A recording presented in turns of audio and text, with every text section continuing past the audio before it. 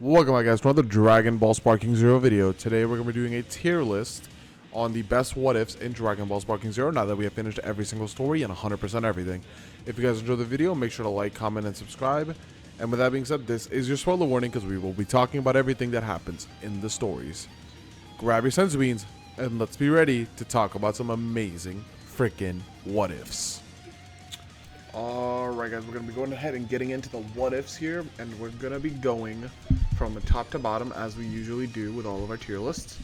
And let's just get into it, man. So, to begin with, I would say the best what-ifs. So let's start off with the ones that I think are tied for the best. I would say Vegeta, Gohan, Goku, and yeah, that's it. These are the three what-ifs. I would say, like, you could argue any three of these really as the best what-ifs in Sparking Zero for current build. And out of these three, the way I see it, I think that this is probably, in my opinion, the best what-if. But Vegeta and Gohan are very close for me. And Goku, however, I'm going to move down to great. I don't think Goku's was as good as Vegeta or Gohan's, but Goku's was still very good. I could still see the argument for him being up there with them, but we're going to move Goku down for our list because I don't think his was as good. Now, the reason I say that, for Gohan's what if, right? Obviously, spoiler alert, because we're going to talk about what happens in the what if and what is why it's here. So, for Gohan's what if, so he has a couple side what ifs that are obviously cool, like if he actually killed Cell, if he did all these other things. Those are all, like, you know, cool stuff, whatever. The main what if that Gohan has is in Resurrection of F, if Gohan locked the fuck in against Frieza, when Ultimate Gohan saved everybody and killed Golden Frieza, what would happen?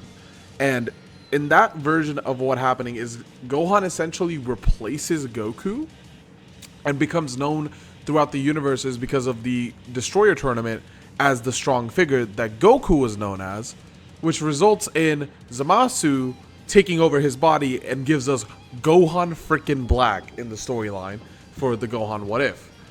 And Gohan learns about Fuba, he seals up the Black, and then he takes care of the Gohan Black and all this other stuff, all these cool things. We see Gohan Black use Rose with Ultimate form, and the aura on that looks freaking absolutely amazing. But the main reason I think this is the best what if out of the current few batches that we have is because that is something, as I think all the Gohan fans, they would like, what would happen if Gohan stopped fumbling? You know, if Gohan stopped being so cocky, if Gohan actually locked in, took things seriously, realized like, hey, I could also be a protector of Earth and stuff, and rather than just leaving it up to Goku. And that would have really kind of played on that, and it played on it in the best freaking way, man. I really hope that we get that outfit in game as a usable outfit, or maybe even a separate character. That would be absolutely amazing and absolutely fire.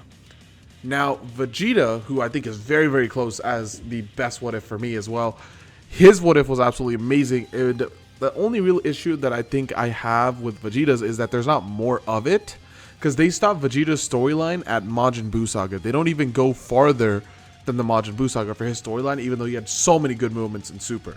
So they pretty much cut him off at freaking Majin Buu Saga for his moments, and even then, his moments are still absolutely amazing, man.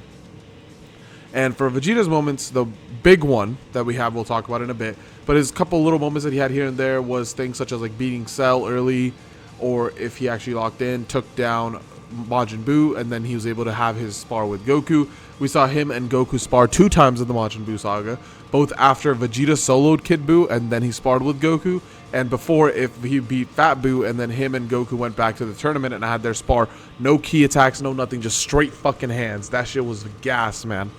But the main reason that Vegeta is as high as he is for me is because of the Cell Saga. If Vegeta locked in against Perfect Cell, did really well against him, and popped off, we had Vegeta fighting Perfect Cell, and instead of Gohan going Super Saiyan 2, we see Vegeta see Trunks get fucking demolished by a Cell Blast, almost die, and Vegeta's rage pushes him to Super Saiyan 2 from seeing Trunks almost die. And then he's the one who takes down Cell. With the help of Trunks, they do a father-son final freaking flash, something we have not seen at all in the series, to finish off Cell. And that shit was so freaking peak, man. I could literally look at that for hours, man. It might be my favorite thing to look at, honestly. It is so freaking good.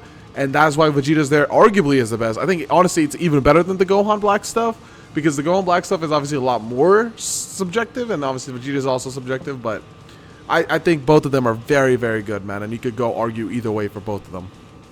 Now, base Goku, he has a couple obviously good what-ifs here and there, where it's like, if he was able to lock in against Jiren, they beat Jiren early, nobody gets knocked off, and then he has a couple other things like beating Cell, or beating Majin Buu by himself, and then nobody has to die, etc., stuff like that.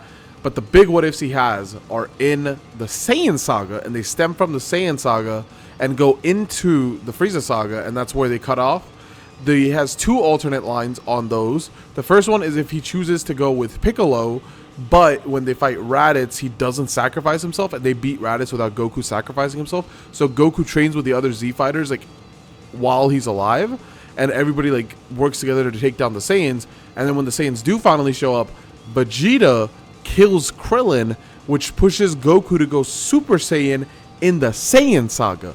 And he was so raw, man. The transformation was amazing. The music was amazing. Everything was so good, man.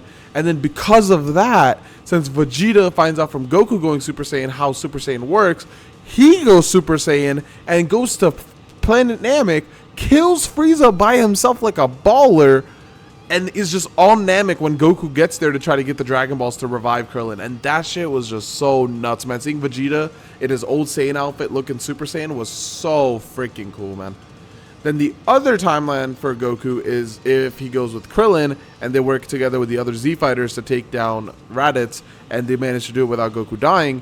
Then Goku stays on the planet, trains with everybody, and we end up seeing that they take down Nappa, Vegeta, and everything without having anybody die, so they don't need for Dragon Balls. So they never leave Earth to go to Planet Namek.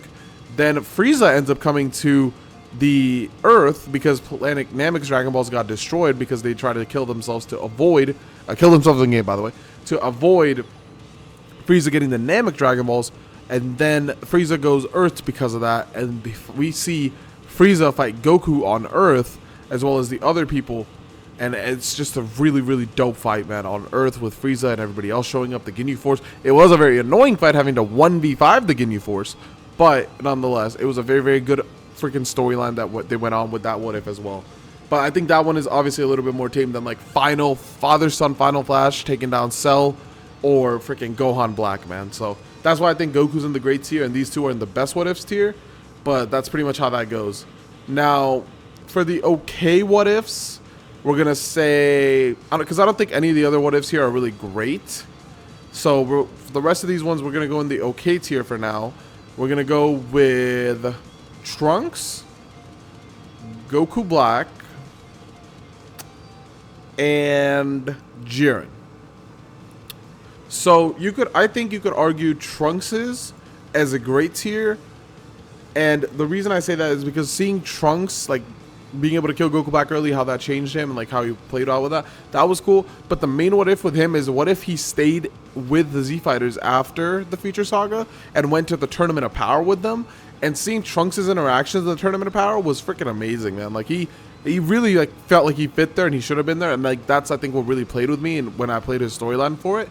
And he just felt overall very good in story-wise to be there, and his interactions with everybody, the way he interacted with Vegeta, Android 17, Gohan, it all worked out really freaking well, man.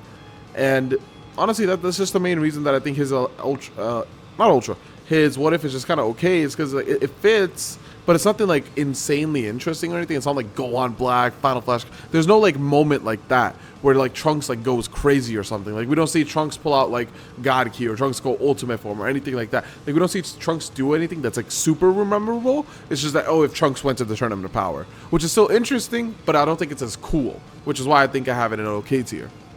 Now, Jiren's I do think is better than Goku Black's, because what Jiren's what if is essentially if Jiren wins the Tournament of Power by basically just 1v4ing, like a straight demon, bro. He like straight up 1v4s Frieza, Vegeta, Goku, and freaking Android 17, and just like a boss takes the freaking stage. So the reason this was cool is mainly because of the Sparking episode. In the Sparking episode, Jiren, we actually see him have like emotion. Like Goku made Jiren feel emotion in the Sparking episode. He made Jiren happy. We see Jiren smile, and we see Jiren like actually have a character, and that I think was really interesting about Jiren. and why I think I have him here in the okay tier, because it's almost, I would say, in great tier, but I think Goku just kind of steamrolls Jiren in that department, like with what his what if is. But Jiren's is a nice little good what if story to go through, and it's not bad. It's not bad. Now, Base Goku Black, his what if is essentially if they do the freaking human plan, like the human extermination plan that they have, and that's really just it. Their what if doesn't really do much outside of that. It's basically just if they were able to kill Vegito Blue, or kill Trunks, or kill Vegeta, etc., etc. It's basically just their zero human plan going to plan, essentially. And it's just not that interesting. It's kind of like stuff you would think of and imagine. There wasn't like anything that really stood out in the thing. It was just a couple of annoying fights, to be honest. It was mostly just annoying fights. And there was nothing else really outside of that for that. And that's why Goku Black is there. He's borderlining, honestly, even lower than this. But that's where he's at, because at least it was somewhat cool. Now, I'm borderlining on Piccolo being freaking lull tier to underwhelming tier, but I'm going to put him in underwhelming. Piccolo doesn't really have any crazy what ifs, but the main one that he has is basically if he essentially took over Goku's role in training Gohan in the Cell Saga, and he replaces Goku as like the mentor for Gohan in that saga, even replacing Goku during the Father-Son Kamehameha scene, and he helped Gohan learn how to go Super Saiyan and master it somehow, even though he has no idea how to go Super Saiyan or how it works. And then he also decides to fight Cell and beat him, and then Cell comes back and all this other stuff, and it's just like, man. And then we see Piccolo almost lose to Cell, which is what promotes Gohan to go Super Saiyan 2, and they kind of replace like that part of the Android 16 there. And it was overall just really underwhelming, because it's like, man, it's just not believable, you know. It's a cool what if, but it's just not really believable, because it's like, dude, he's not replacing Goku in that importance that he had in that saga. Like, Goku's sacrifice was still there, but it's like, it just didn't hit as, like, Piccolo being part of the Father-Son Kamehameha just didn't hit as hard. And the thing that I did like that they did is Piccolo didn't like back off of Cell. He borderline died to Cell, and that's how it pushed Gohan to Super Saiyan 2. He didn't like step back like Goku did, which is very fitting of Piccolo. So I would say for me it was underwhelming, but you could put it in okay at best. I think it wasn't anything too crazy. It was kind of just like all right, man, that's cool. Now, Frieza is going to be our lull tier. We're going to go ahead and get rid of the excess tier, because we no longer need it. That was kind of just to sort the characters out. But we're going to be putting Frieza, Mr. First Form here, in the excess tier, because his what if is a borderline garbage. It is borderline freaking garbage, man. His what ifs in the Saiyan Saga or Frieza Saga are essentially nothing. He has nothing for Android and Cell Saga, obviously. He has nothing for any of the other sagas until basically TOP and Resurrection of F. And his what if is essentially in Resurrection of F if he beat Goku and Vegeta. And what he does is he essentially beats Goku and Vegeta, and then after that he becomes like the super powerful emperor. He uses his Dragon Balls, he gets his squad back, he basically just makes the Frieza Force like the terror that it used to be, and he goes to the Tournament of Power with the Frieza Force. And that shit was annoying to play, and it was also boring because there was no like cutscenes, there was no anything, there was nothing interesting happening. It was just if Zarbon and Dodoria went to the Tournament of Power, like who the freak wants that, bro? If Zarbon and Dodoria went to the Tournament of Power, they're getting fucking one shot. Like no, like what? What's the point?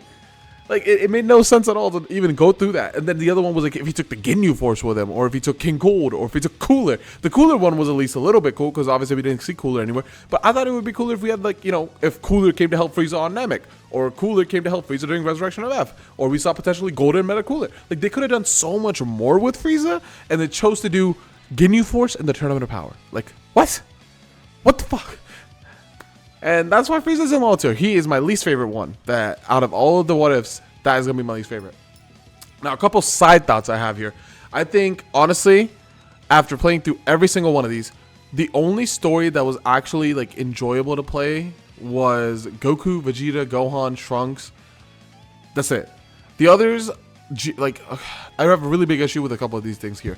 Vegeta stopping at Saiyan Saga, or stopping at Majin Buu Saga, is not a good thing, man. He should have had it way more. Jiren, obviously a short character, but he got a really decent story. Why don't we have more characters that have that, you know? There's other characters people would be interested in that could have had that. It feels kind of rushed that there's so little of these stories, because we don't even have one for like all really of the main cast necessarily. And we don't also really have one for all the major villains. Like, why doesn't Cell have one, you know? Cell would be a very obvious character to have a story arc like this, but he doesn't have one. Kid Buu, Majin Buu in general, doesn't have one. So I am hoping that the idea is that they're saving those for later on, and they're going to add them as like a support for the game later on, and that's going to be part of the content that they have planned for the game as it ages.